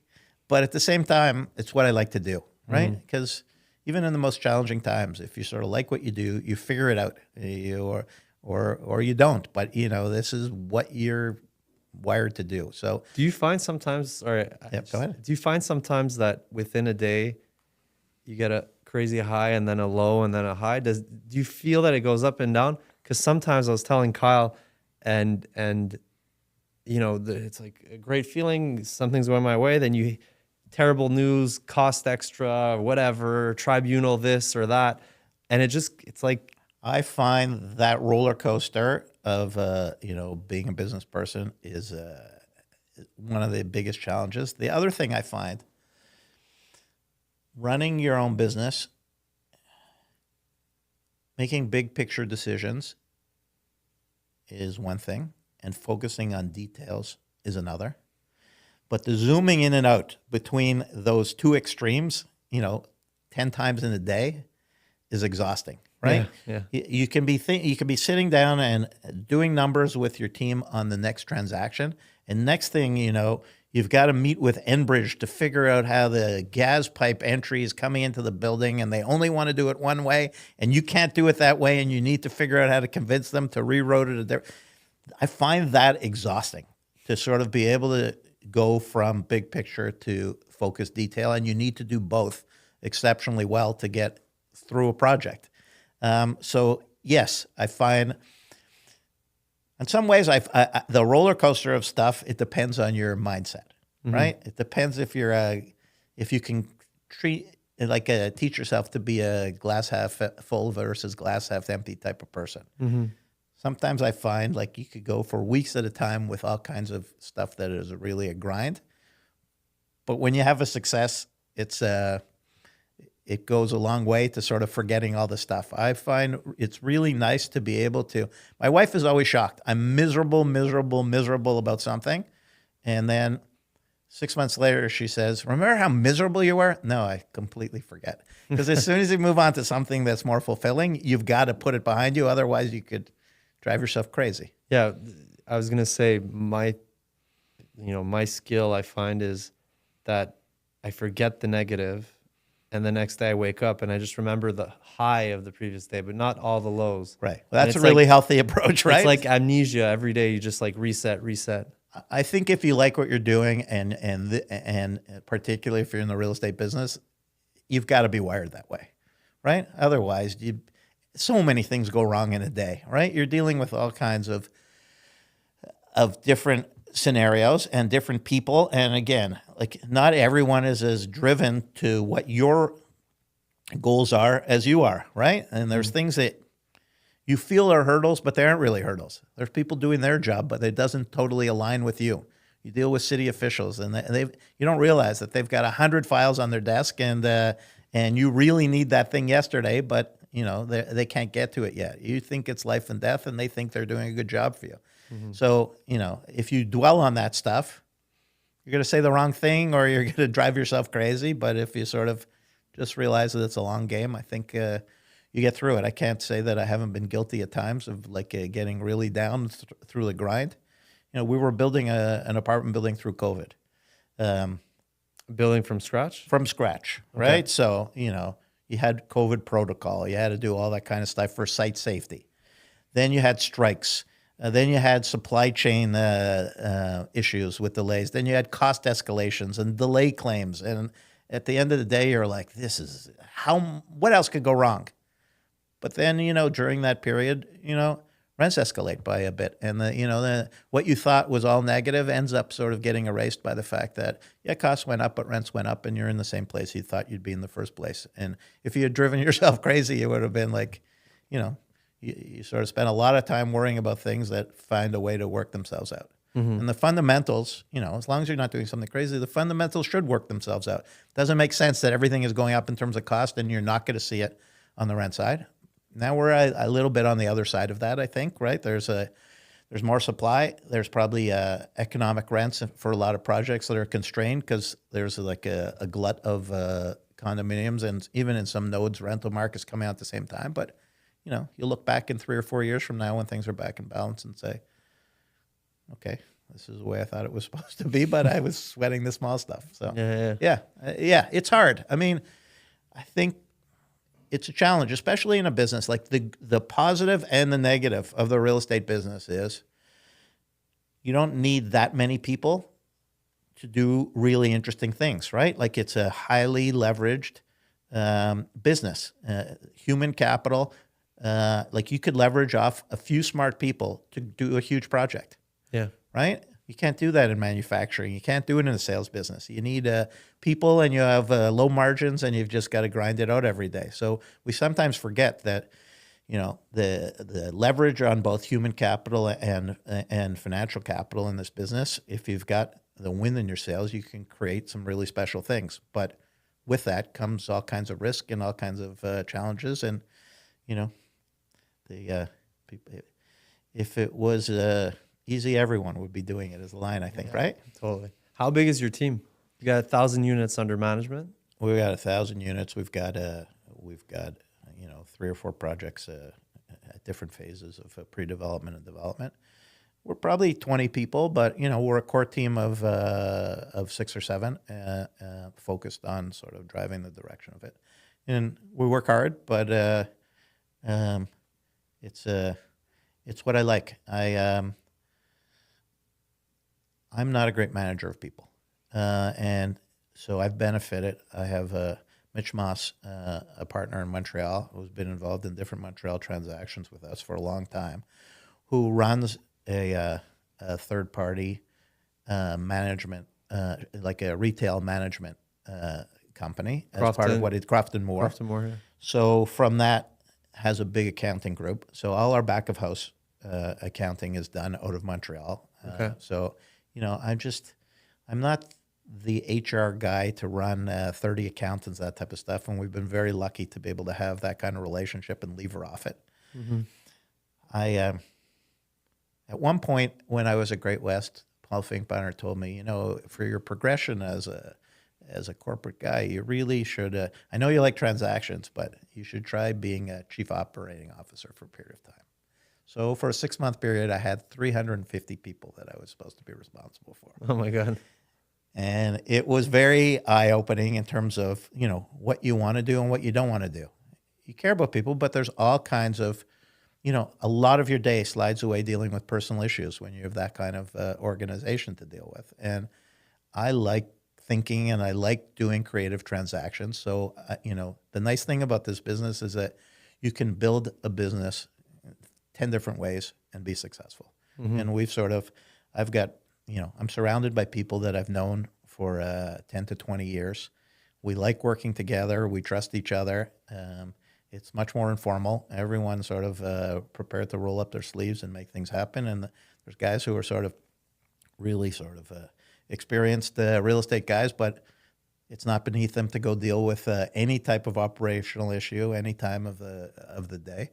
And that's how we like it. We like sort of big picture decisions, but we also know what it takes to run a building properly. So I like that. I like having a core team. Of course, you've got property management people and staff at the buildings that you sort of rely on to make sure. But as a team, we've kept it small, and it's why we've sort of decided, like, we pass on lots of opportunities. We try to focus on, what we really think can be interesting and create a lot of value. And the juiciest ones.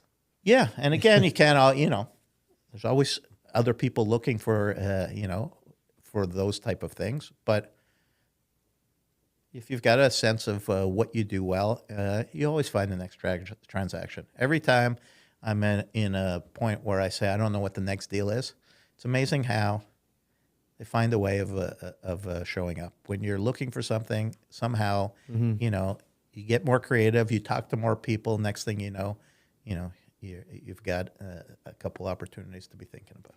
And you said this a few times that you were more of a deal person than a manager of folks. Was there a period where you were like a deal junkie, where you were just transacting and looking at so much that maybe you had something called deal fever? Is deal fever real for you? Between acquisitions and dispositions, I was at Great West from 97 to 2003, and I was involved in 256 deals. Wow. Yeah. So 256 deals in 6 years? Yeah. And it's funny because I came from Montreal, and, you know, I had been, right before I moved to Montreal, I was at G Capital for a year. It was all kinds of workout stuff, and I thought I was working so hard, right? And then you come, and next thing you know, like, the pace is completely different. There is such a thing as being too involved in it. You know, at a point when we worked with BC government to buy a CIBC office portfolio, it was at a point where we were doing lots of transactions. Paul Finkbeiner and I were like very close in all this stuff. We were constantly sort of working on deals, and we were really complementary personalities. There's no one I've seen better of like continuing to grow an organization and staff the roles and do the right things to deal with the platform. Like, that's Paul's comfort zone. Company can go from 50 people to 500 people, and he doesn't lose a minute sort of worrying about it. It just puts those systems in place. And I was the deal guy. So it's nice. It's one of those situations, right? You see Formula One teams where the two drivers are sort of both competing for the number one driver thing, and it never works. Yeah. Right? We had this thing, I liked what I was doing, he liked what he was doing, and we liked each other. So it was one of those rare sort of things where you really sort of had a lot of fun together. But we were at a closing dinner for a CIBC portfolio. You know, it was close to $1 billion deal. And all these people who were peripheral to the deal from the bank and law firms and whatever were at this dinner talking, and we were in the corner working on the next deal. And we laughed about it because you knew that, like, we said all these people are enjoying their deal, but we've been working on this thing for 3 months, and we're not celebrating it. We're working on the next one.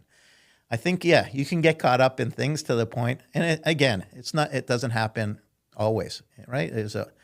There are times when it's probably time to do lots of transactions, other times when it's hard. But there's guys all over the world doing deals, right? There's Brookfield guys, I'm sure, flying all over the world right now doing all kinds of transactions we can't even dream about. You can miss life, right? You get caught up in this stuff. It's Were you just as prolific when you went out on your own? Like, did you have that? No.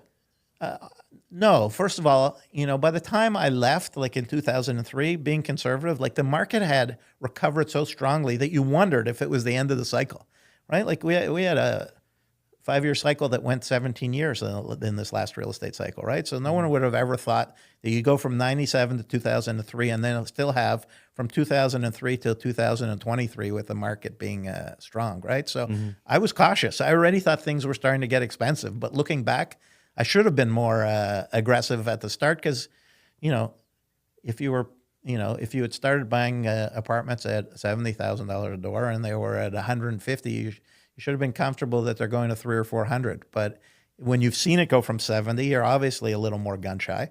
So I passed on certain things that I look back and say, why didn't I do that deal? And some of them are just a question of timing. You can't do everything at the same time as a small entrepreneur. There's a couple of apartment buildings in town that my kids know if I'm walking on that street, we have to cross the street because if we get too close to the building, I'll whimper. Because you passed on it? Because I passed on it, yeah. Is there one in particular that really jogs your memory? Like 20 Prince Arthur. I don't know do you know where Prince Arthur is? You know where Morden Steakhouse is? Yeah. Like, right? So that street is Prince Arthur. Okay. 20 Prince Arthur is an Uno Pre sort of architecturally interesting building that's wider at the bottom and narrows as it goes up, 200 and something apartments. And it was offered to me at $115,000 an apartment. And I was in the middle of the Benvenuto transaction, and it was too early on to be doing two deals at the same time, and I blinked, and you know, I don't know what it's worth today, but it's worth 5 times what I could have paid for it then, and I knew it at the time. And you know, it fits my model really well. You could have done any number of upgrades to that building and made it a really special place to live. And that was a missed opportunity. And I still knock on the door of the owners every few years to see if they would consider selling it. But you know, there's always a few, but that one stands out in terms of a deal that I wish. That's the one that got away. That's the one that got away. But I'm not complaining. What was your biggest home run? Let's say in pure arbitrage of value add. Yeah. Well, you know, like I mentioned, and I bought an apartment building at 18 Brownlow at Yonge and Eglinton in 2004. We bought the building well. It was an interesting deal because it was two sides in a family that owned 50% each that were sort of no longer interested in being partners together, but they didn't want to trigger a shotgun amongst themselves. Mm-hmm. So I bought half the building and then bought out the other half. And through that shotgun period, I was a wreck because, you know, you trigger a purchase and the other side can buy you out. So the other half of the family went to market and had all kinds of competitors coming through the building. And I sort of worried for a 30-day period. Is someone else going to buy this building out from under me?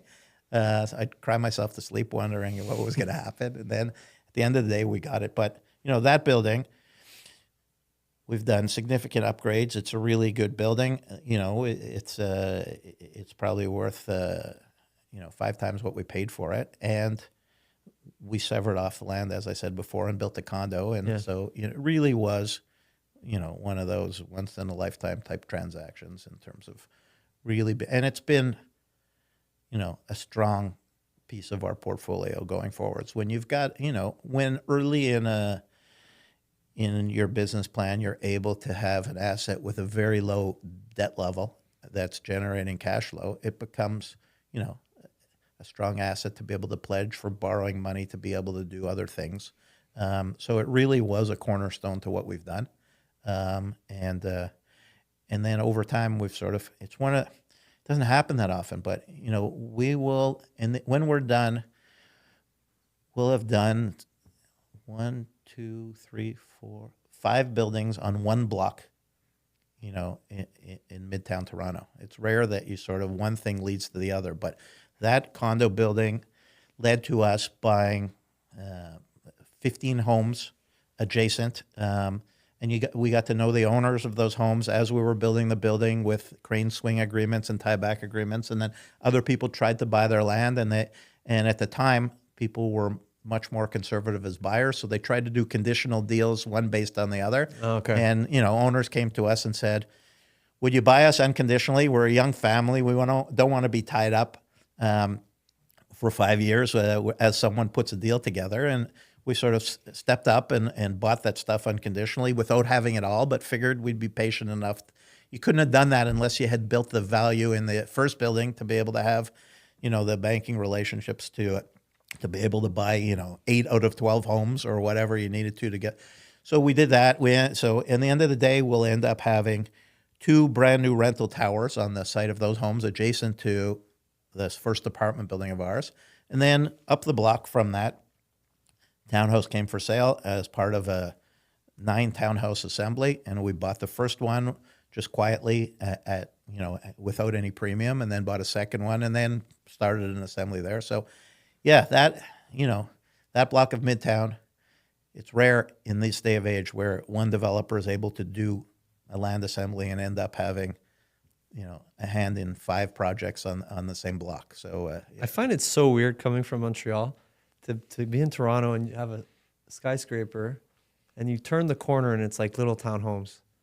It's like I don't know if it's the right way to say it, but it's like Toronto was a village, and then all of a sudden they just went, no, we're trying to be New York. But why not like relax a little bit and have everything go up? It's a hard thing to manage, right? Like every city has its own strengths and challenges.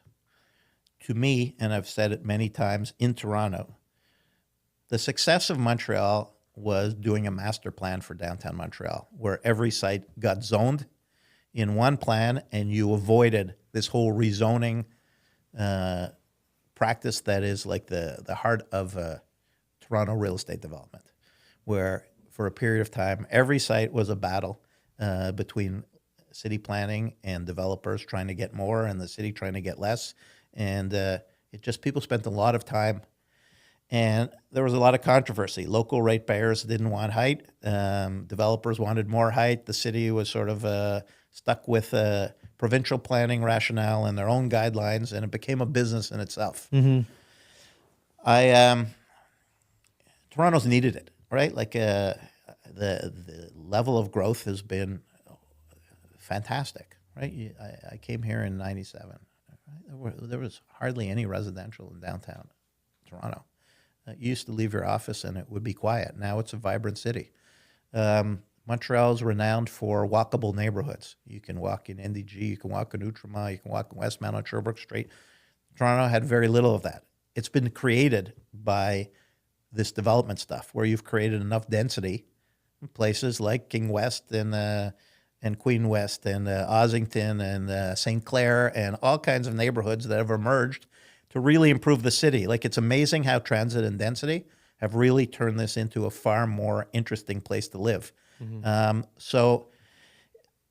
But it looks chaotic at times. But to deal with the number of people coming here, you had to get there some way, and there was a whole maturation that sort of had to take place from a city that didn't have that much change from the 1960s until 2000, and all of a sudden sort of woke up to the fact that we've got a lot of people here and we got to figure out how to house them, and people got more comfortable with high-rise being a way to live, at least to get started.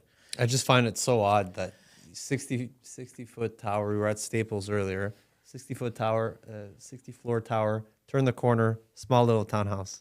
Like, no in between. Whereas in Montreal, you'd have a lot of mid-size buildings that kind of like dampen the two, Right. Well, listen, okay, it's complicated both ways, right? Like, in certain cases, I would have liked to see, there's parts of Toronto you'd like to see more height, but more room between buildings. Right, yeah. like it's true. Right, like reality of some neighborhoods is like you could reach out from a balcony and sort of pass a cup of sugar to your neighbor. Yeah. Right, which to me, instead of having 40 stories, I'd rather see those buildings at 60, but with a lot more space between them and a lot more parkland at the base. So, really, but it's hard for city planning to sort of see that at the beginning of a cycle, and no one would have ever guessed the amount of growth and the amount of interest from foreign investors to sort of fuel the growth. So, it's easy, but it's hard. It's hard to get it perfect. Kyle, You've listened to a lot of people in the last, I don't know, has it been a year through this piece or? around 6 months. Right. So has it changed, like, from what you're learning? Like, has it changed what you thought you wanted to do, how you wanted to do it? At this point, what do you see as the next stage of your sort of professional career? I think it hasn't changed kind of my direction. It's just added some inputs for things to look out for. And really, if I had to put like two buckets, there's a bucket of real estate professionals, which are usually highly skilled in leadership and kind of building organization. It's a very human, we're dealing with residents, and it's a human business. So real estate professionals on one end, where I feel like I'm learning more about how to build an organization. And then the other one, like yourself, is more real estate, active investment, development, not necessarily new build, but I do value add. I broke my teeth on doing some full retrofit, and I don't want to do it. I prefer limiting the downside risk, buying something existing, seeing the value there. So what has happened by hearing all of this, it's like reinforced kind of the tightrope that I'm playing where on one end is I'm growing the cash flow side to be able to sustain the investing side. And I've decided to separate it, whereas I invest myself and I'm not a service provider to the investments or the investors.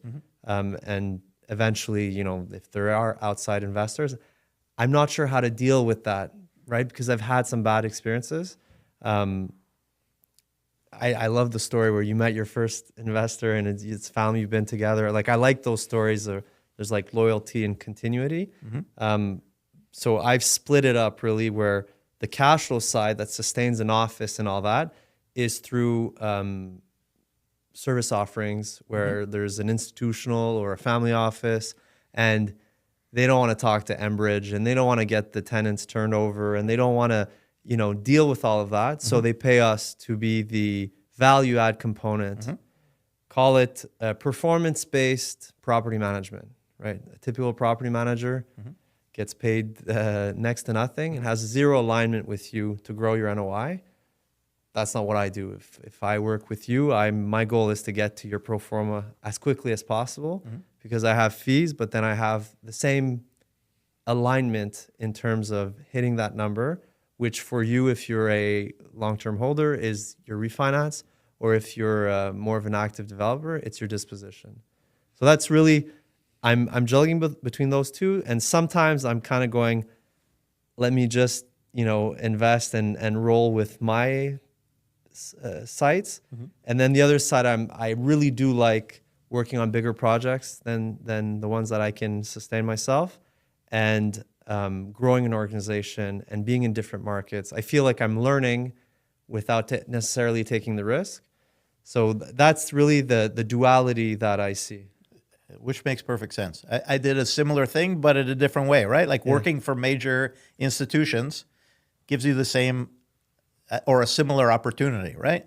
You buy a building, it's based on a premise, and you see, you know, what works, what doesn't work. You know, where was there more risk than I thought there would be? Where was there more value creation? And then when you go do your own thing, you've taken some of the risk out of it. So I think there's a lot to learn from doing that stuff, especially when you know what you're doing. And I think that market is probably pretty unlimited, right? Like there is a whole range of people who end up owning real estate from, you know, from their parents or from other generations or from whatever, who don't necessarily want to sell the real estate, but could use a professional to handle it because they do something else with their life. So there's probably huge opportunity in packaging that as a service provider. Yeah. Right? Like, you know, at Great West, we called that piece that you're referring to, like asset management, right? Like you need an asset management fee and a property management fee to build a business plan. And it's a great way. But at some point, my sense is you're going to say, okay, that's good. And that's paying the bills. But now, you know, I want to put my name on something. Yeah. Yeah. Well, that's basically what I'm doing is I'm transacting and buying, and the deal sizes are increasing, and I'm attracted to creating value. I'm not necessarily attracted to saying, okay, I just want to do an apartment building. I started by leasing spaces and creating a bar or a nightclub and things like that. So to me, it's really seeing something that no one sees and creating in it. That's really what I like doing. And we'll see what happens. But it's definitely fun to, you know, when we met the first time, I showed you the before and after of a building. And then the next day you sent me exactly the same thing that you were doing. Right. So it is cool to kind of see someone who's been really successful at doing it. And I think you touched on it before. It's a hard industry in this country to sort of build sounding board relationships, right? Yeah. People are doing their own thing and people are private about what they're doing. But, you know, in my mind, you're doing a great job of sort of finding people who can give you insight. I hope you see it as more than just like, okay, I met them and whatever. Like, I think there's the 4 or 5 people that have been sounding boards for me through my career have been around for 30 years now, right? You don't speak to them all the time, but every once in a while when you're looking for change, you know that there's 4 or 5 people that you could connect with. And, you know, sometimes it becomes a point where you can pull them together and sort of connect. Like Paul Finkbeiner and Michael Latimer, who was at Omar's, were both Trizec guys. Every time I finish a new project, they come in and walk it with me. Okay. And you know, I'm proud of it. They're proud of me. We always kick around ideas and try to figure out what's next. So I hope you build this network and don't see it just as sort of people I had on a podcast, but people that you should keep going back to those people, because I think you'd be surprised how important those relationships are. Yeah, agreed. Thank you for doing this. Pleasure. Who do you think we should talk to next?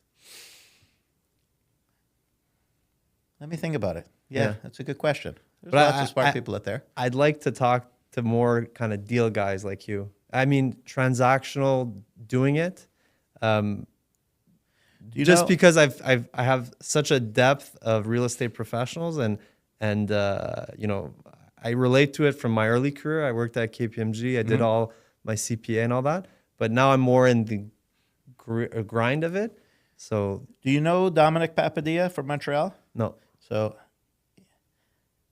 Dominic runs Federal Real Estate. Yeah. They own a lot of really good apartment buildings in town. Yeah. Dominic was an apartment building broker 40 years ago. Okay. Just has worked his way through this whole thing. You know, I find him a fantastic guy to talk to. Like when I first met him, we went for breakfast somewhere in Montreal. We were in his car, and he had a tape how to speak Yiddish in the tape player. I said, "What are you? You're an Italian guy. What are you listening to? How to speak?" I said, "You never know when you run to an old Jewish man who's selling an apartment building. I need a joke or two." And he's sort of worked that up, like and did a lot of property management and started buying small apartment buildings, and now has bought bigger apartment buildings and owns a ton of stuff. And I have a lot of time for him. He's you'd get a real entrepreneurial Montreal sort of experience from him.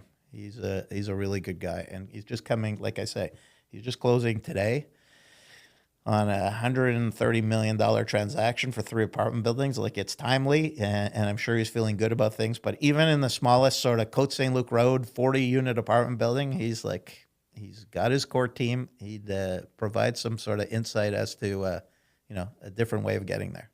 Cool. But let me think about who else Okay. that might be interesting. Perfect. Thank Okay. you. Yeah. Pleasure. All right. Thank you, guys. Thank you.